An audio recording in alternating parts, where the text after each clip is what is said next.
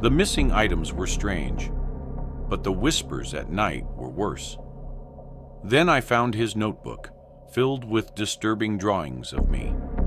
And on the last page, a chilling message: "I'll do it tomorrow." That was years ago, but last week I got a letter. He remembers everything. What I'm about to share is one of the few memories from middle school that still lingers in my mind, and not for a good reason. Looking back, I'd say it was the most horrifying experience of my life. Back in middle school, I wasn't exactly popular. I had a small circle of friends, and like me, they were a bit unusual, but that's probably why we clicked so well.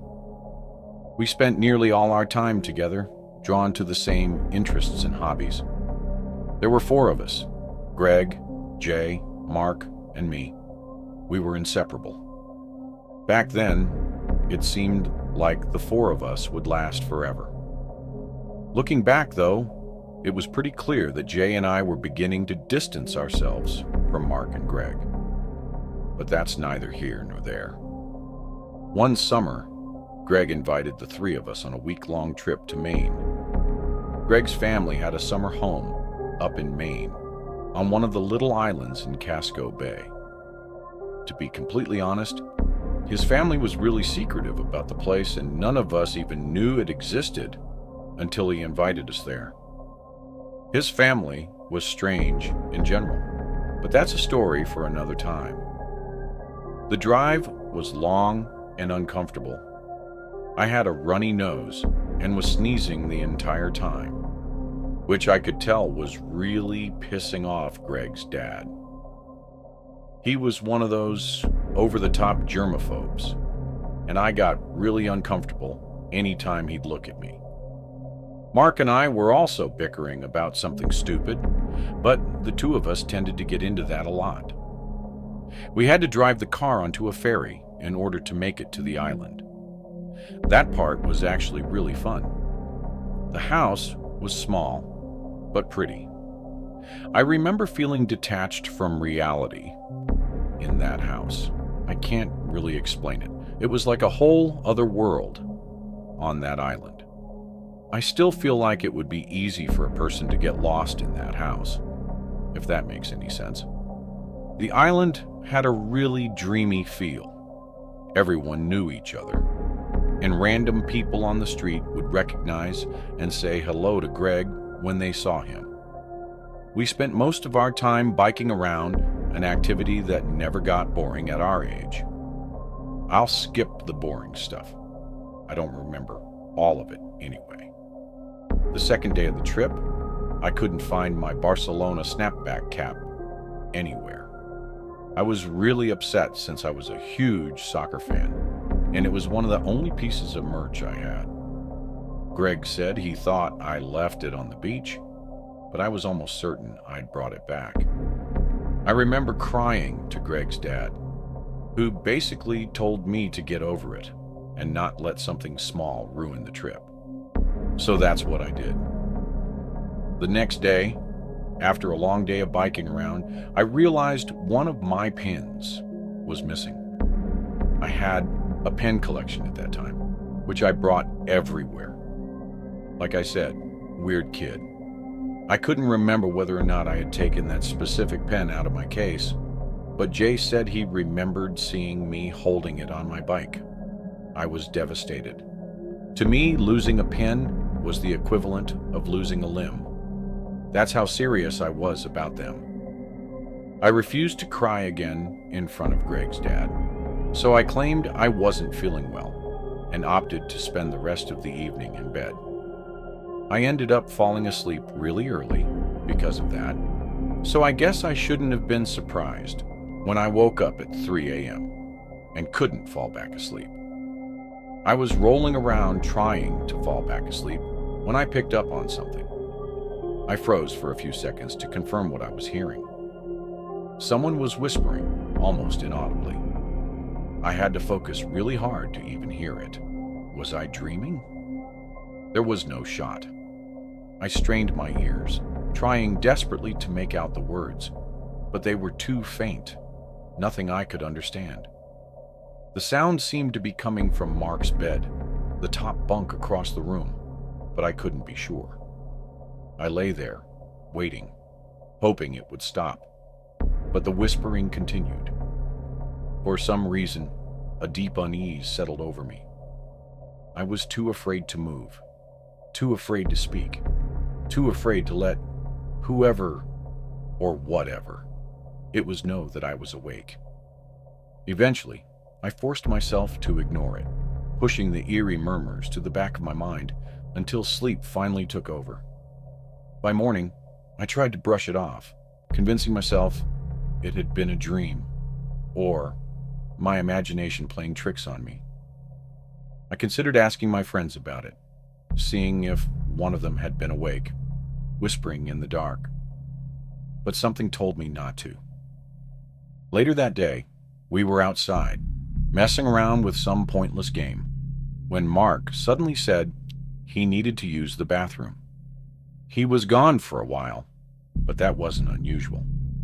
Mark always took his time with everything. Eventually, I shot a glance back at the house and had to do a double take. In one of the second-floor windows was Mark staring blankly out at us. I figured he was in the bathroom, but that's when it hit me. Greg's house didn't have a second-floor bathroom. I turned to see if either Greg or Jay noticed, but neither of them were looking. When I turned to look back at the house, Mark was gone. Greg's dad was planning on taking us to dinner that night, but I didn't want to go. I pretended to be sick again and told him I wanted to nap instead. He said that was fine and told me he'd bring me back something. As I was lying in bed, I realized there was no way I was going to fall asleep. I started thinking things over in my head. I just couldn't get over how weird it was that Mark was watching all of us from the house, and the whispering was even creepier. I'm not sure what compelled me to do it, but I got out of bed and started snooping around Mark's bunk.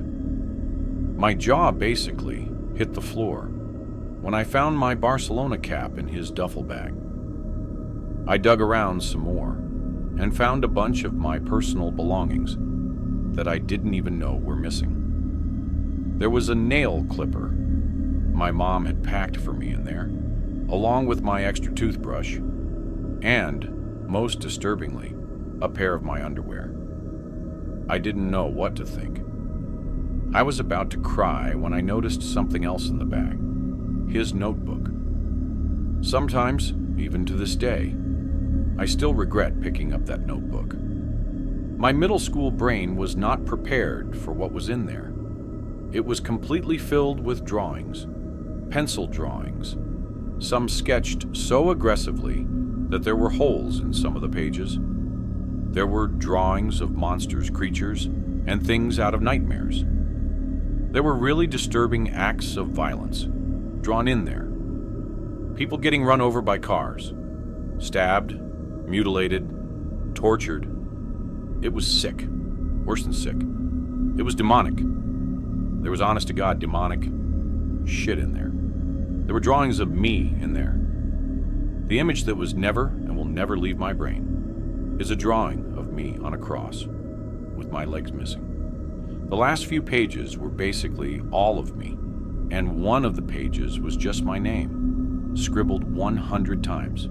It makes me sick thinking about everything I saw in there, and there's stuff I haven't even mentioned. The last page was the worst. My name was at the top of the page in big letters, and below it were 4 words I'll never forget. I'll do it tomorrow. When everyone got back home, I got Greg's dad alone and told him about what was going on in a low voice while my friend started a movie in the living room. He didn't believe me until I showed him Mark's notebook, which I could tell he found equally disturbing. He didn't know what to do. He told me to put everything back the way I found it. I didn't want to, but he was the adult, and I couldn't tell him though. As I was putting the notebook back, I made a split-second decision and tore one of the pages out. Meanwhile, Greg's dad then ran out to the living room and told everyone there was a family emergency and that we had to end the trip early. As we were frantically packing our things, I could feel Mark's eyes burning a hole in my back. I was scared to look at him. We pulled out of the driveway, caught the first ferry off the island, and drove the whole way back without stopping once. Greg's dad dropped Mark off first, then James. James and Greg lived on the same street, so he let Greg out of the car with James. As we were driving to my house, Greg's dad told me that he'd talked to Mark's parents and that it was best that I not mention anything to my parents. Greg and Mark's families were really close, so I guess that made sense. When I got home, though, I couldn't last 10 minutes. I broke down crying to my parents and told them everything. They were furious and called the police in the same minute. My parents were also outraged that Greg's dad would try to sweep something so serious under the rug. Things get a little fuzzy after that.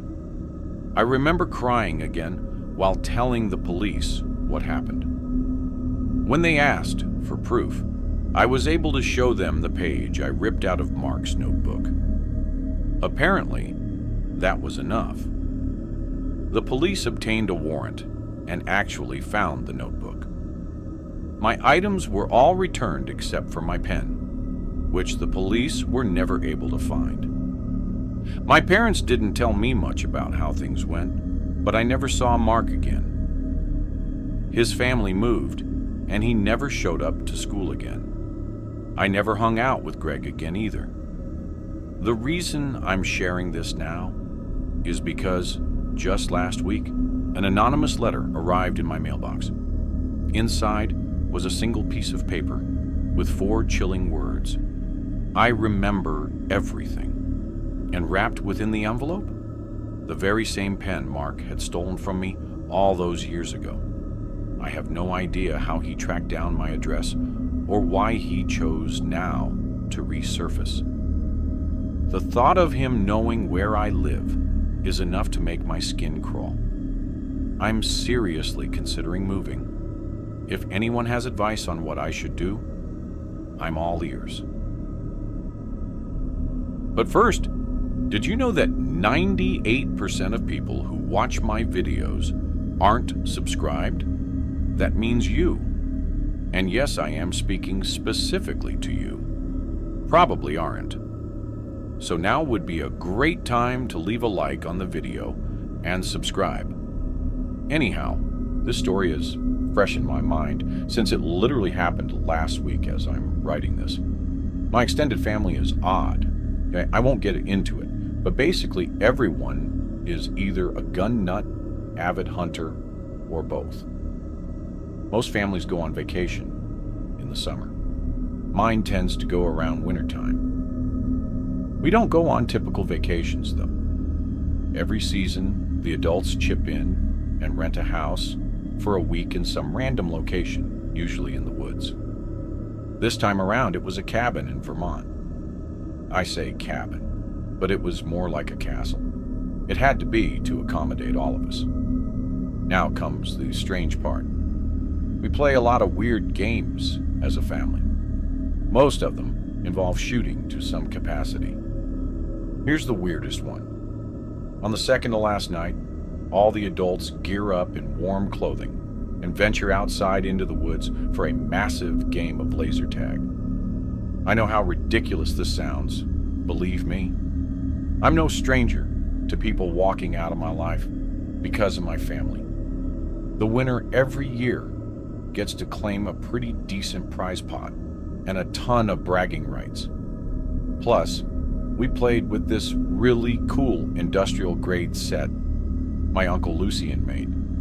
He was the most gung-ho about this whole thing. The rules were simple. It was every man for himself, and the last person tagged won. If there were multiple people left by midnight, the prize was split. Once you got tagged, you made your way to the fire pit outside the house. Once the second to last person made it back, everyone would fire a round into the air to let the last person left know they had won. I had just turned 18, so this was literally my first time being allowed to play.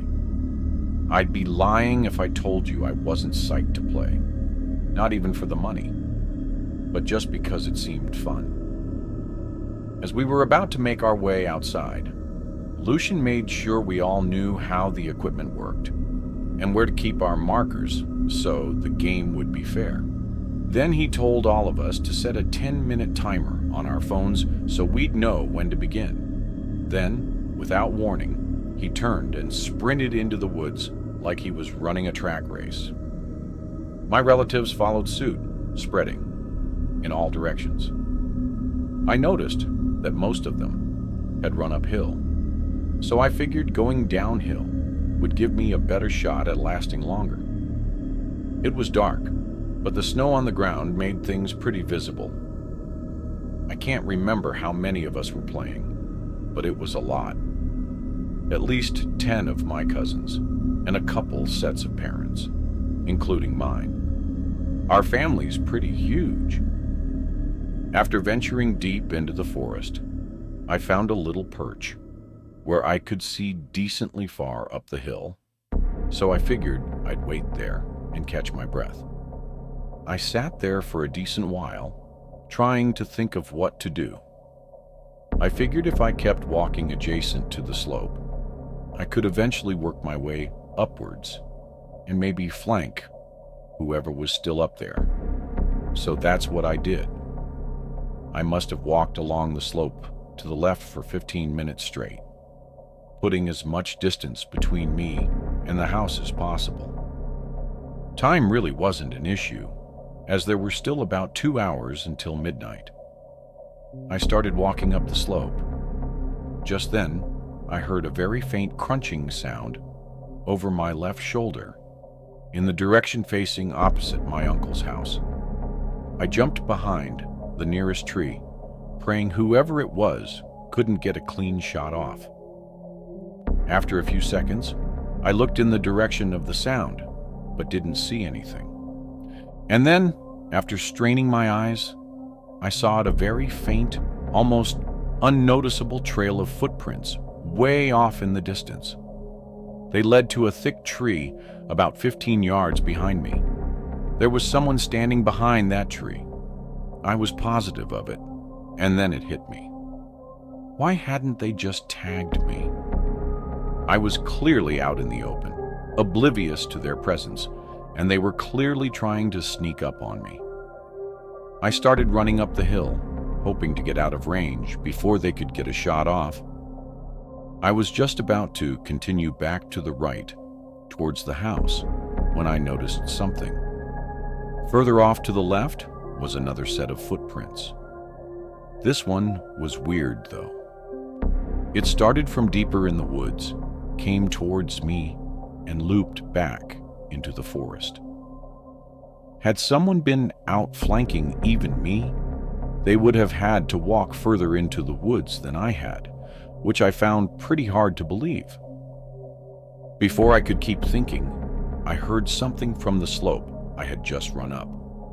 It sounded like a person falling into the snow. I continued running, this time back toward the house. I pulled out my phone. It was past 11. I couldn't believe an hour had already gone by. I kept running and stumbled upon a path of footprints heading towards the house. They looked fresh, so I picked up the speed, hoping to catch someone off guard. I passed a line of trees and saw my cousin Corbo walking at a steady pace, laser gun in hand. I crouched and pulled out my pistol. I nailed his marker, and it started blinking. He slammed his fist against a tree before shaking his head and continuing towards the house. I grinned, thrilled to have actually gotten the kill. High on the adrenaline, I decided to hatch a plan to get the jump on the person stalking me. I sprinted ahead for another minute, then doubled back until I could safely jump behind a tree without leaving an obvious trail. It was flawless. There was no way anyone following my footprints would know I was hiding there. As I was waiting there, my marker started blinking out of nowhere. I was pissed the beam was coming from where I had just been. It was definitely whoever was stalking me. I stood up, expecting whoever had just shot me to turn their laser off. They didn't, though. The beam stayed trained on me, which actually started to get on my nerves. It felt like they were taunting me. I wanted to know who had been behind me that whole time, so I started walking in the direction of the beam. They never stopped shining their laser at me, even as I began closing in. All I could see were their hands. The rest of their body was standing behind a tree.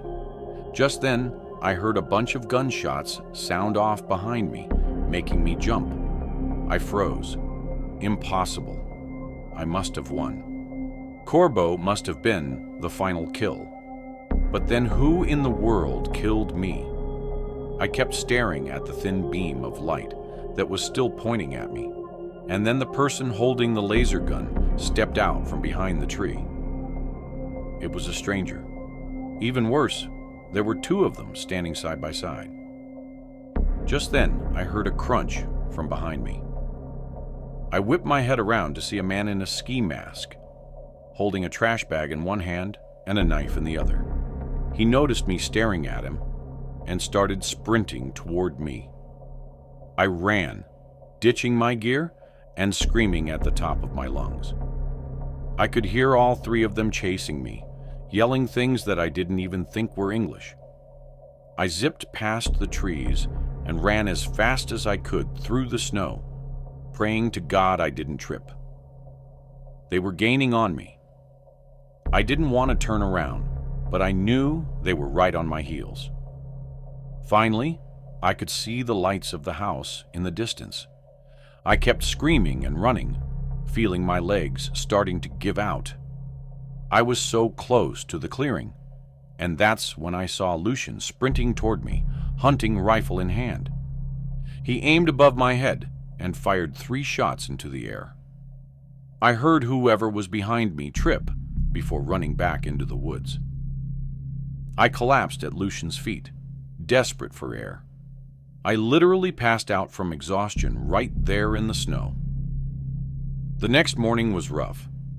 My aunt explained that she had tripped at one point during the game, and later realized she had dropped her laser gun, which explained how the guys in the woods had one. Corbo had tagged 6 of my relatives before I found him, which is why he was so upset when I got him. It turned out that he was in fact the last kill. Lucian and my dad had run out into the woods with their guns, but couldn't find a thing. They tried following the footprints, but there were so many branching paths and dead ends they eventually gave up. That whole day was a blur. The adults contacted the owners of the house, and we also reported everything to the police. The next morning, I woke up to yelling coming from downstairs. Lucien was losing it, yelling toward the woods at the top of his lungs. I ran down to find a single snowman facing the house. In its hand was the laser gun my aunt had dropped. Lucien fired a few rounds into the snowman's head before shouting some more threats and storming inside. It's only been about a week, but I'll send an update if I hear anything. During my college years, I never had the budget for those lavish spring break trips to Mexico that the Greek life crowd always went on. As a result, I ended up staying on campus for my first 3 spring breaks. Not that I really minded, but by the time my senior year rolled around, it hit me. This was my last chance to experience the kind of spring break I'd been missing out on. Mexico was still out of the question, since I'd still be paying everything myself. Eventually, my girlfriend Allie found a decently priced Airbnb that sounded pretty appealing. We figured we could turn it into a couple's getaway of sorts, so we invited her best friend Laya and her boyfriend Calvin. We were all super excited since we had never been on a vacation together before. The place we had picked wasn't your typical spring break Airbnb, though. It was nestled in a really secluded woodsy area in Lake County, California. There was a hot tub, an exposed fireplace, an antique-style record player, and some cots for stargazing outside. It was honestly perfect. The place was about 2.5 hours away, so we'd get a nice and relaxing drive on the way. Unfortunately, Calvin drove a really cramped Mini Cooper, meaning the girls had to squeeze into the back seat. He was honestly pretty insecure about his car and would get annoyed when one of us would make a comment about it, which was a pretty funny detail. As terrible as that car was, it was a drop top, which was really nice. We pulled in around 8 p.m., after it was already fully dark out. I can't even lie, the place looked a little scary. Late at night with all the lights off. When I say it was in the woods, I mean it. The trees blocked the view of all but one of the neighboring houses. The first night was really chill. We hung by the fireplace with a bottle of wine and played some board games. We wanted to go in the hot tub, but Calvin was complaining, so we didn't.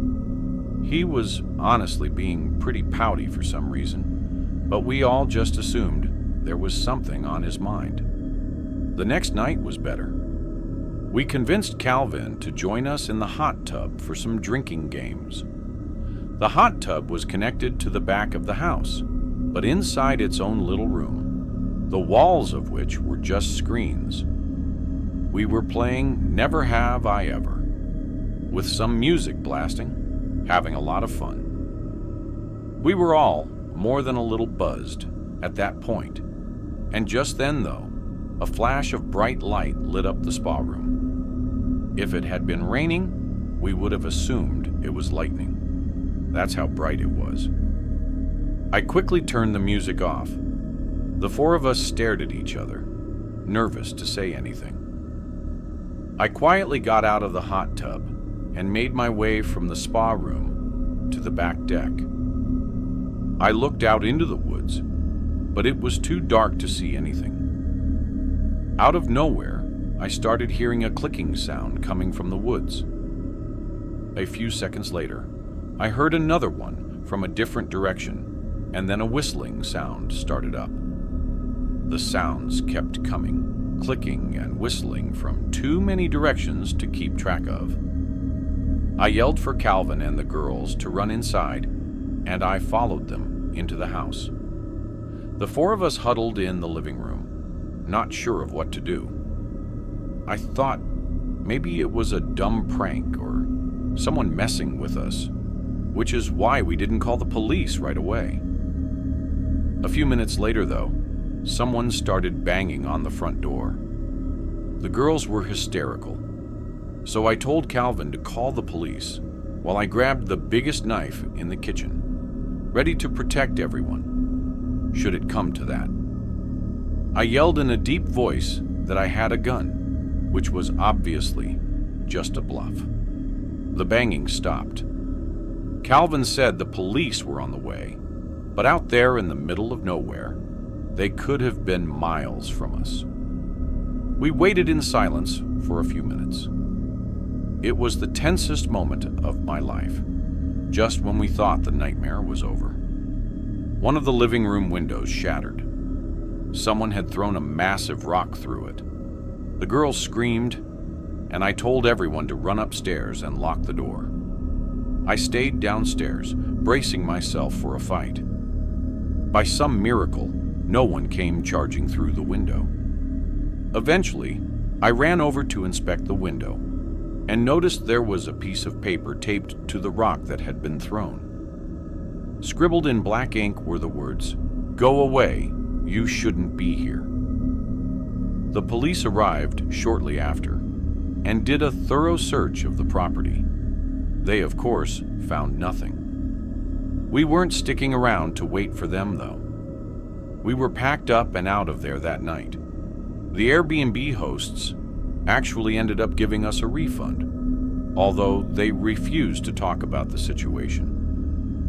My girlfriend thinks there's something the owner wasn't telling us. Maybe she's right. I guess that could explain why the place was so cheap. Either way, I don't think I'll be taking any vacations or using Airbnb anytime soon. If you enjoyed this video, don't forget to hit the like button and subscribe to the channel for more amazing video. Turn on the notification bell so you don't miss any updates. All right, that's it for today. Take care, and I'll see you in the next one.